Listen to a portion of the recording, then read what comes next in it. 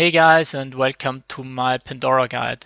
Pandora is an alternate game mode where you get to draft 30 different cards. One color will always be locked, and every 10th card pick you get to choose a treasure additionally. That means 3 treasures in total, and these treasures have very high impact late game. You get to draw your treasures once Pandora awakens. That means once 5 Pandora shards are drawn in total, and that happens usually around 12 card draws for each player. And when Pandora awakens, the wells no longer produce Faeria, but instead you gain 6 Faeria at the start of a turn, compared to usually the 3 Faeria. You can play Pandora here quite easily, and you can do the normal Pandora run, or if you don't have that many coins, you can also do the phantom runs with these practice coins, which you get 1 for free every day. Once you have, they go up to 3 wins or 2 losses. Once you have 3 runs where you get to 3 wins, you get the Pandora coin. This guide will be first part drafting, second part will be land placement, and finally I will end the guide with strategy and some general tips that hopefully also help some advanced players out of you. So let's start with drafting.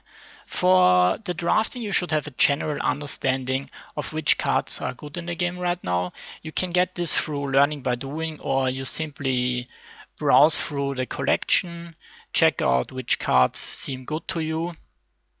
But if you want to have a third source for that, definitely make sure you check out Cappuccino's tier list, which he hopefully keeps up to date, and it's pretty accurate.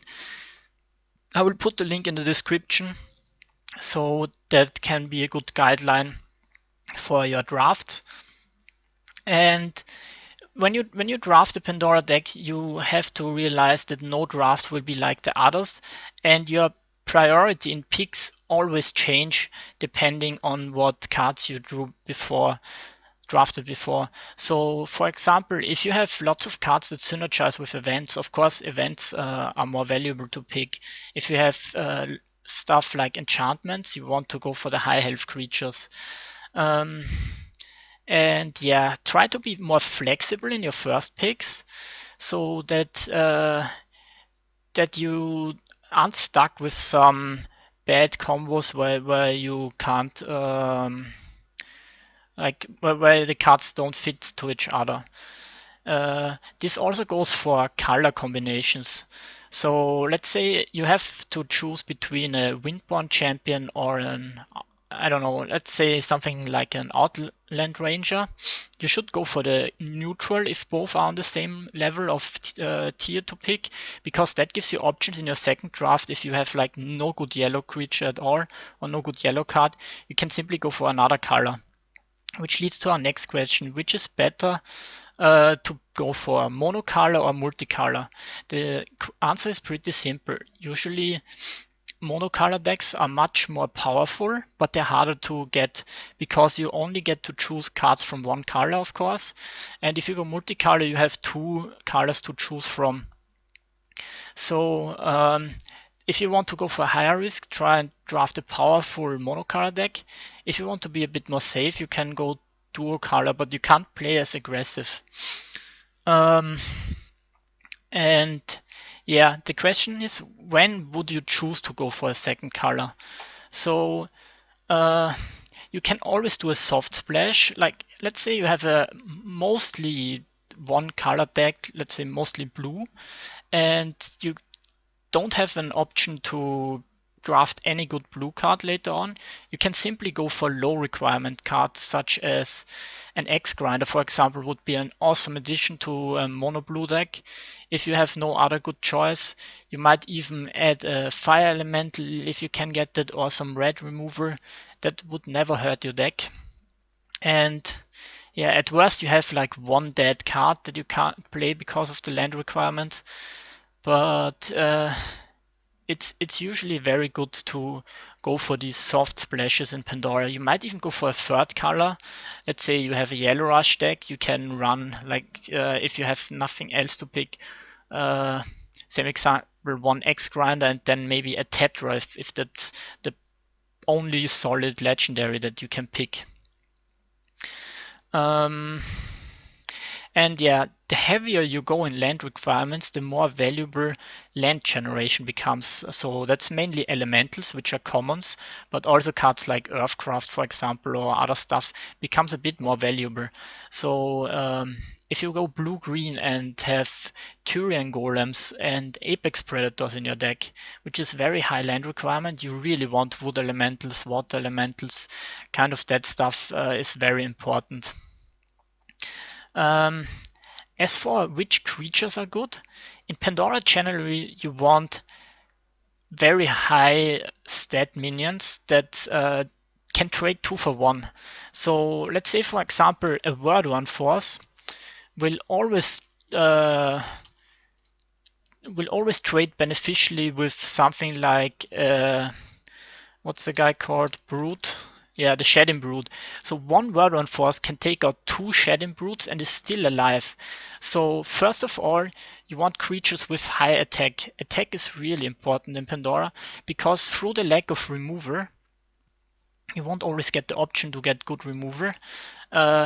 These high attack creatures, like for example a Shedding Pest, is much better than the Ogre Brute, because the Shedding Pest has 6 attack that almost contests Word On Force. But the health is not so important in Pandora, because generally people don't get to have that much remover. Another example for this would be that Triton Diver is a very good card in Pandora, because through the lack of removal, this guy will most likely stay long on the board and be a very helpful gatherer for you. So try and make sure you don't get these crappy minions which don't really trade well with lots of cards. Like for example, another example is a Bloodslinger. It doesn't really trade well with anything. You can go for some low stat harvesters, but you really want these impact creatures that add pressure against your opponent, but also trade very well. Other examples, especially in red, also would be Barbarian Ogres or Battle Ogres, which is always very nice. Which also leads to the next point. Removal is very important. So removal, you should always try. Falcon Dive maybe is a bit too low impact, but stuff like Punishment is, compared to Ranked, much more valuable in Pandora. And then of course, when you have the option to draft Wind Soldiers, which counts as removal in my eyes, or like any red remover, always go for a remover, unless you already have too much. And you really want to go for these tier 1 cards that can just win you games. So tier 1 cards, especially among the commons, are right now Elderwood Embrace, which is a sick card and one of the best commons in green. But in green you would also go for Oak Fathers or Word On Forces. These cards are just really high value in Pandora. In red, it would be something like X Grinder, which is only 3 cost, but very good stats. For yellow, it would be probably Wind Soldiers, and yeah, all these very efficient creatures. The more you get from them, the easier, of course, it is to outvalue your opponent. So like mentioned earlier, you should always aim for these strong synergies besides picking the best rated cards in your draft. And I will go through all the color combinations so that you can get an idea of what can be made work. So in red yellow, you have a way of going for the red for the Hate Seed Firebringer synergies with high attack creatures. most of them aren't only very good for fighting, like Shedding Pests, Deathwish Ghouls, Kobold Warbeasts, etc. So they are good on their own, but if you get the 10-10 Firebringer or lots of zero cost hate seeds, that can really be a win condition for your Pandora deck. The other route could be some kind of Burnish style, but that's very hard to accomplish, and you need to get a bit more lucky with your drafts and maybe even get treasures that support that. Then for blue-yellow, you have some options. The most common would be blue-yellow, going for event synergies. Stuff like Disciples, Windstorm Chargers with cheap events that can buff your creatures.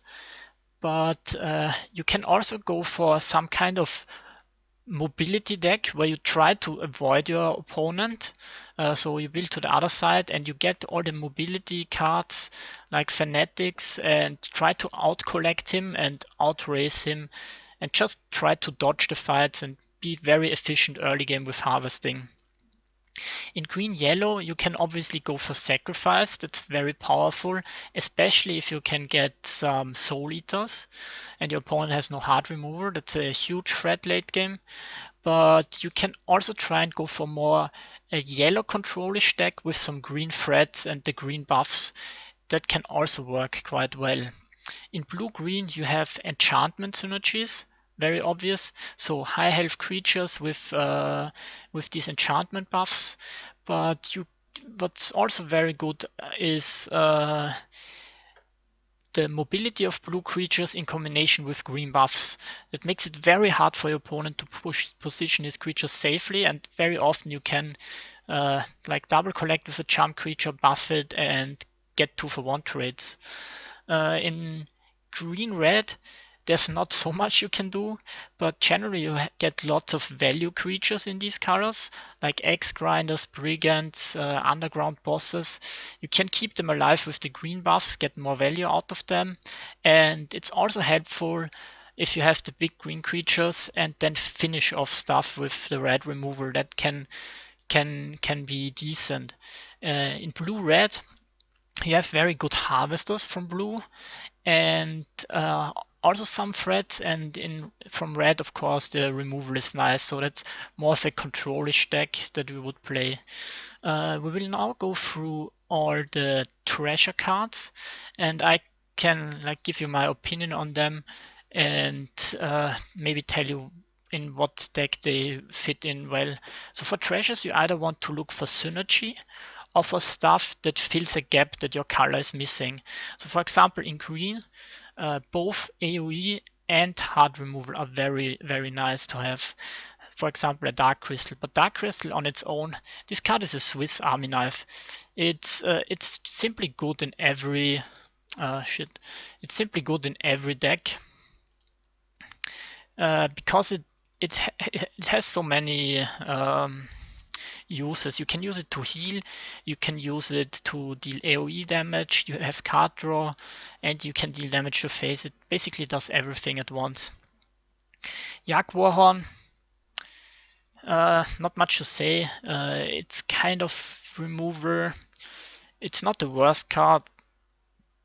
It fits in Soul Eater decks, but that's very situational.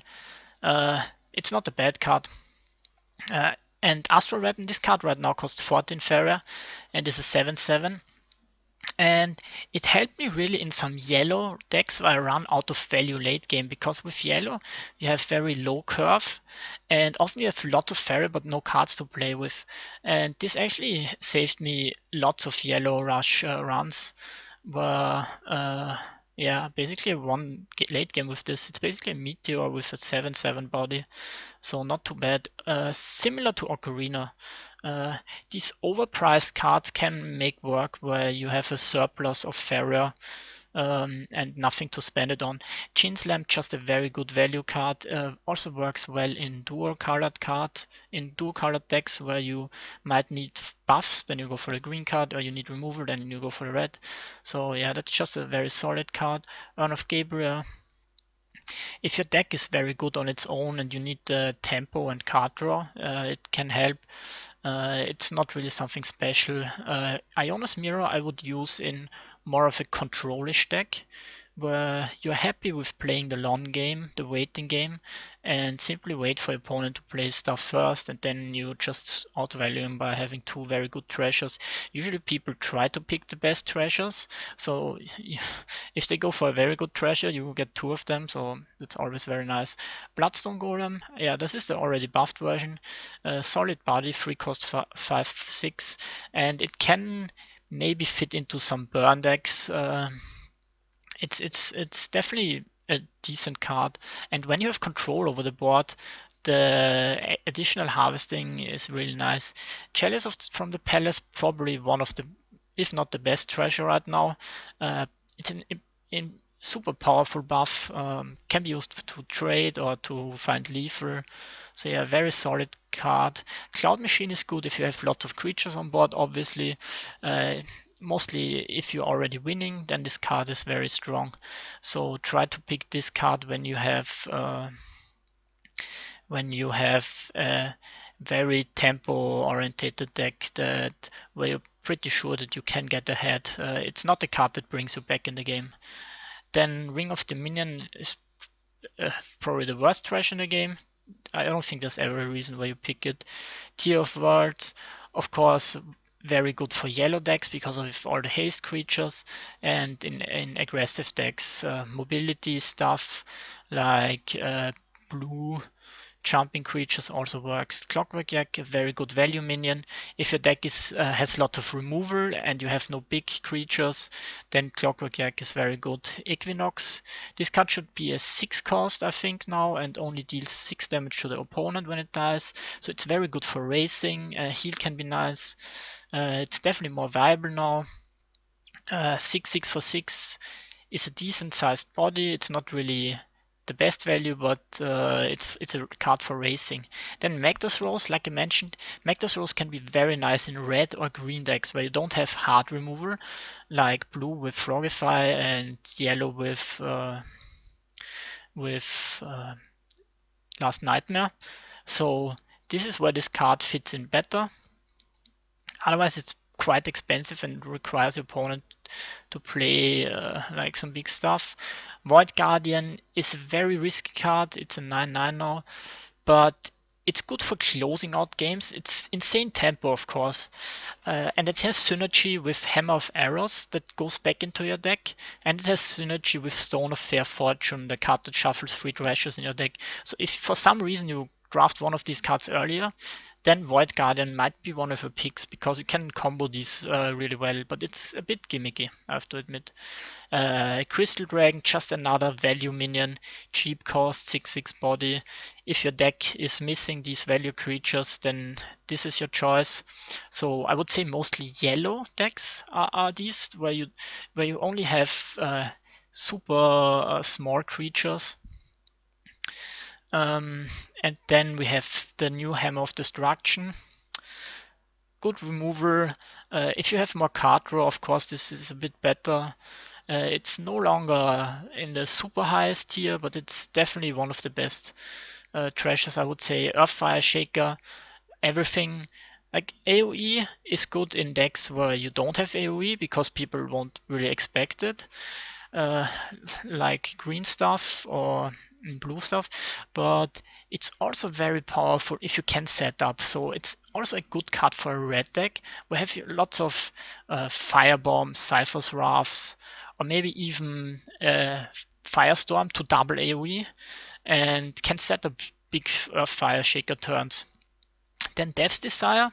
If for some reason you get the blue deck with Storm Spawns, Death's Desire is insane. It gives you 20 Faeria back and the card draw.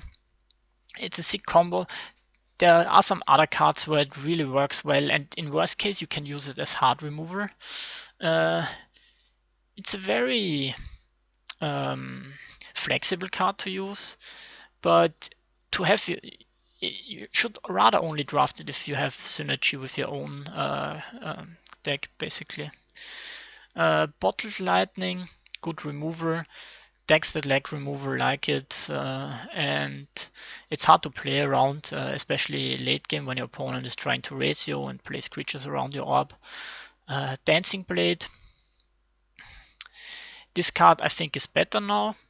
It's super good if you're already ahead, because your opponent will never get the chance to trade into this creature, and you constantly can use the free damage at the end of your turn effect to damage your opponent. And of course it has enchantment synergy, so with enchantment you can buff it to a 6/6.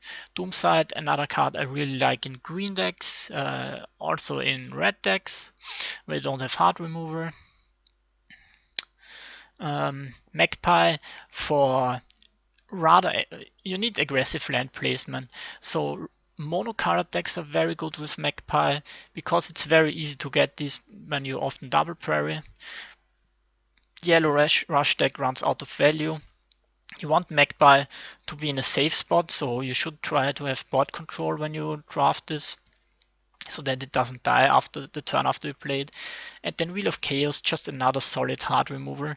It's also a bit of a Swiss Army knife. You can use it for life gain in a race, and you can use it to kill a 5-attack creature, which I would also really like in red or in green decks. The destroy land effect usually is not used that often. Then this card is good for really nice if you have stuff like Kalim's Follow in a yellow deck. In your yellow deck, then you can make them 6/6 with charge. If you basically look at your deck, do you have lots of small creatures, then this can work. It's usually a bit lower rated. Stone of Fair Fortune is not so great because it has no immediate effect, but in the more controlish decks like a blue-red, where you play a bit slower but have a good board control, this can generate some nice value, and of course it has some synergy with the Void Guardian if for some reason you drafted earlier. Seeker of Strength, very good for racing or surprise trades. Ruby Flame Burst, it's a bit cheap, a bit low impact. But if you have a rather high curve deck, this can be something that brings you back in the game. For one cost, you might be able to clear the board. And then Aerodrome's Drum is a rather slow card, pretty expensive, but not the worst thing in the world. Here I wanted to show you Cappuccino's deck list. So you have these sorted by all the different tiers, and yeah, you can just simply check it out, and it definitely will help you for your draft. So that's it for drafting. Next part will be the land placement. So in Pandora, you're usually going for a bit more aggressive land placement. Simply the reason for that is that once Pandora awakens, you no longer gain the benefit through collecting from the wells, and it's basically who is closer to the opponent's face and is able to drop threats that the enemy can't deal with. And yeah, it becomes, most of the time late game, it becomes a race for face damage. Monocolor decks have an easier time at doing so. So that's why if you start with a one requirement creature, or even with a neutral, which is very nice for monocolored decks, you have the option of going double land and position your first colored creature here. Then you can just simply double land again and try to break into one of these spots here. That's a very good aggressive opener. Your opponent will try, or if you're defending, you should try at all cost to defend this this line here, because from all of these fields your opponent can play a creature and attack face the following turn. So when you're defending, make sure you always block these lands here if possible. If your opponent is building from this side, don't let him get into there unless you are outracing him. So if you are outracing him from the other side and you know you can win the race, you can give up on the other side.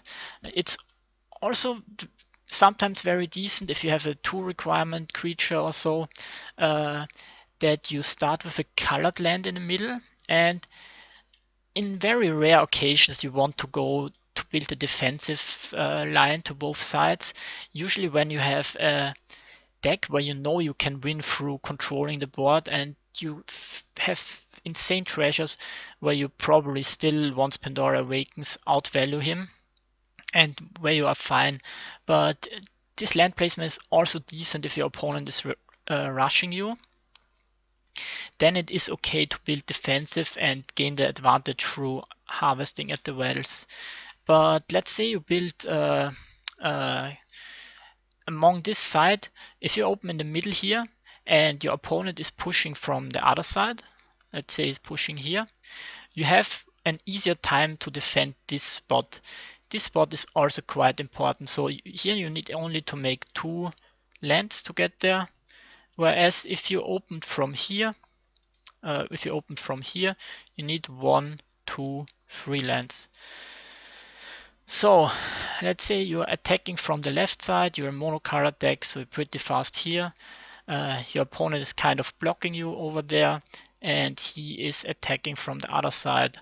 So what you want to do is you want to deny these spots here from him. And your opponent has the choice now. Generally in normal mode you would go for the wells here to set up double collecting. However, in Pandora you rather would go for this spot here where you can threaten the face spot in the middle. And also when you have a creature here, you simply can step over on this land and threaten these 2 spots here. So if you have these lands here established for blocking, the next land where you would probably block would be here. Simply so your opponent gets stuck. And all of that is not so important if you have high mobility creatures with jump or flash winds or flying stuff, because then simply if you get stuck somewhere fighting here, you can use a push effect. Let's say your opponent has these lands here. You can get the push effect from here and go to this spot. And what else did I forget? So yeah, setting up to double collect between the wells is something you have to be really aware of, and it depends on how early it is in the game.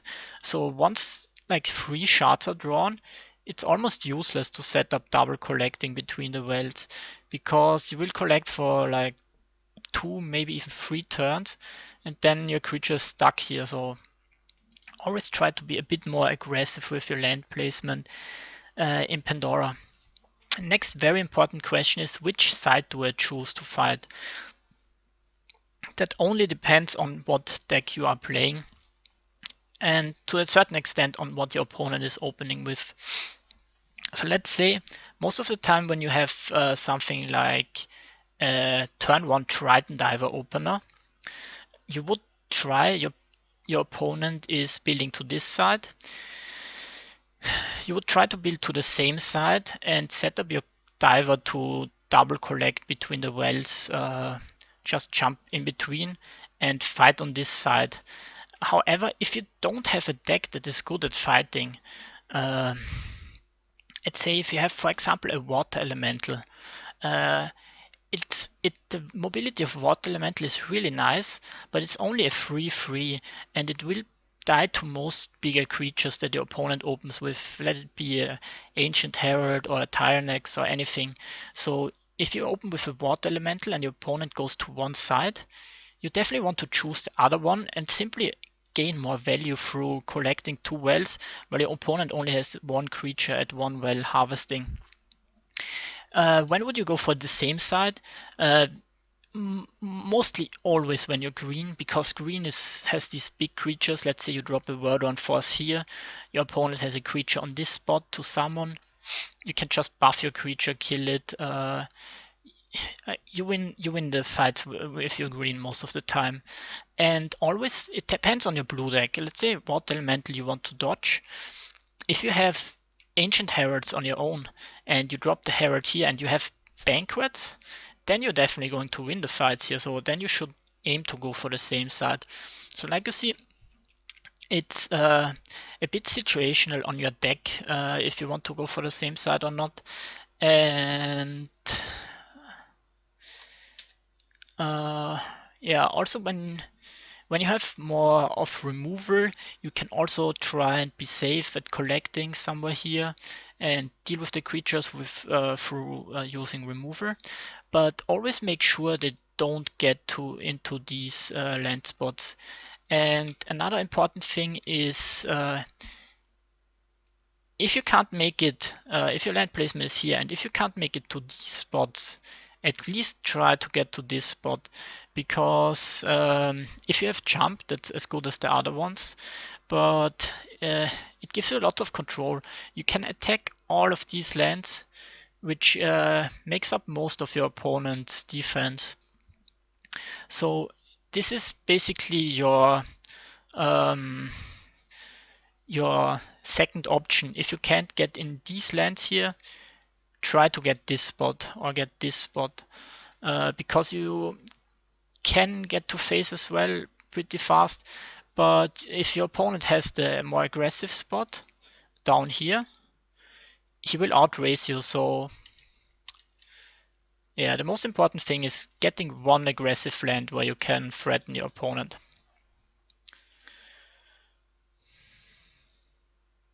Okay, so now we are at part number 3, which is strategy and general tips. If you play something like a rush deck, or if you happen to have very aggressive lands, drawing becomes very important because you want Pandora to open. Because with the aggressive lands and the equal Faeria gain, which is 6 for each player, you have a better position to outrace your opponent. So try to go for races when you have more aggressive lands than your opponent. That means if you should always know when you can race and when you should go for the clears. Then if you play controlish and defensive, you should try to avoid drawing, because your advantage is that your opponent maybe has no creatures on his board or is only harvesting one well, where you might double collect or triple collect. So you really want to avoid Pandora from opening. The next biggest topic I will talk about here are the shards. So each deck has 6 shards shuffled into the deck, and they usually are drawn. Like Pandora usually awakens at 10 to 12 draws, something like that, for each player. And you should always be aware of how many shards are drawn from your deck and from your opponent's deck, because let's say there were 4 shards already drawn from your deck, then the chance is very low that the 5th shard also will be drawn from your deck. However, if it's the other way around, you can almost certainly expect shards to be drawn on your turn, if like only 1 so far was drawn and 3 for your opponent. And I think there's a special algorithm that disappears a bit with a higher chance than it would with 6 out of 36 cards. And it's very important to understand the dynamic of when Pandora opens, or I think they call it when Pandora awakens, and you want to try and control this. So in the past it was punishing for Pandora opening on your turn, but right now currently you gain 3 Faeria for Pandora opening, and you gain a card draw. Plus you also get the treasure, so you can play your treasure first. This means if there are 4 shards already drawn, and the 5th shard on your turn would mean that Pandora awakens, you really want to draw. Drawing is probably the highest priority. Even if you could push for aggressive lands, you want to draw, because not only you gain additionally 3 Faeria, you also deny 3 Faeria from your opponent, which he could get when Pandora opens on his turn. Contrary, when there are only 3 shards, you want to do everything and avoid drawing. Even maybe playing creatures like a village elder would maybe help your opponent, because you can kill it and then force the draw on his turn if he goes to the 4 shards. So always make sure you are able to do as much as you can to control the Pandora opening. The next thing is playing around stuff in Pandora. So if you play against good people, you have to expect that they also pick good cards. Um, Examples like that would be green players will almost 100% have a 2 attack buff. So if you play a creature, or if your opponent has a creature next to yours, you don't want to step into the trade range if it only needs 2 attack to kill your creature, because it's more likely that they have the 2 attack damage buff than not, unless you can't do anything. But they will always go for Elderwood Embrace, which is a common, such as Tiki Caretaker, and you should really play around this stuff. For blue, it would be Frogifies. This is rare, okay, but these high these frequent cards, like yellow, mostly have 3 Wind Soldiers most of the time when you play against them, or Soul Drains are also really common. So you kind of can expect what your opponent comes at you. And you can also look at the rarities for this. Not very often they will have a Ground Shaker because it's an epic, but they will always pick the Ground Shaker when they have it. So yeah, if it's even and you feel like you need to take the risk and play into Ground Shaker, that's okay. But don't be surprised if your opponent has a Ground Shaker or a Firestorm. Generally, I play not so much around these higher rarities, but sometimes if you can make good reads, these are like the top AoEs that get picked, of course. And also you can play around treasures. So same as with commons and other rarities, people always pick the good cards, so it's very likely that they will pick treasures like uh, the Flame Ruby, the Earth Fire Shaker, and of course Dark Crystal. So this is always a good check when you have some more minions on the board and your opponent doesn't board clear. Or you maybe even want to play around it, but you can see if he has the board clear or not, basically on his first awakening turn. And if it doesn't, if he's not using it, you can play into it because yeah. You also maybe want to play around the hard removal stuff because they have Magda's Rose, Doomside. Um, but on the other hand, you also can't play around everything, so make sure the risk versus reward is always worth it, but keep in mind that you always are one step ahead and know how likely you have to play around certain things. And one good advice I can also give you is to know your deck. When I'm streaming Pandora runs, I always have my deck list shown on my second monitor in OBS. This is very helpful for me, and you really know which card you are likely to draw that can help you win this game. So why not just make a screenshot when you plan on doing a longer Pandora run, and it might win you 1 or 2 games and you get better rewards and more Pandora points, which is also nice. And eventually some thoughts on the mulligan. So for the mulligan, you're looking to have one big creature that can get good 2-for-1 trades. It should be just bigger whatever your opponent has. Let's say ideally something like a Word Run Force, so that you can open with something and another creature that is small with lower land requirements. So you can open with double neutral, and maybe it's even a neutral creature like a farm or a village elder that you can drop here. Then you could go forest, forest, and drop your threat on this field. Have the harvesting creature behind, and maybe you need that 1 additional damage to attack. That's also good. Or stuff like 1 requirement cards like Axe Grinder or a Wood Elemental also work pretty well to open with on this harvesting spot.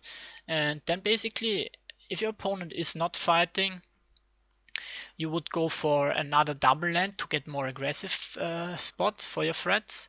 let's say if he's moving on this other side, and if he wants to defend, so if he builds on this side, you would have to develop your threat there and then basically do the combat here. Whoever wins this early fight has a good chance of taking the game. You also want to keep stuff like removal if you have little, same as buffs or combat tricks if you don't have many of them. However, if you are short on good creatures and have lots of removal, which is rather the exception, but then the creatures of course have the higher value to keep in your opening hand. So I think that's it for the guide. I really hope this helped you out. If you have any questions, let me know in the comments. Also, if you want some new guides, let me know on what topics. And yeah, thanks for watching. Bye bye.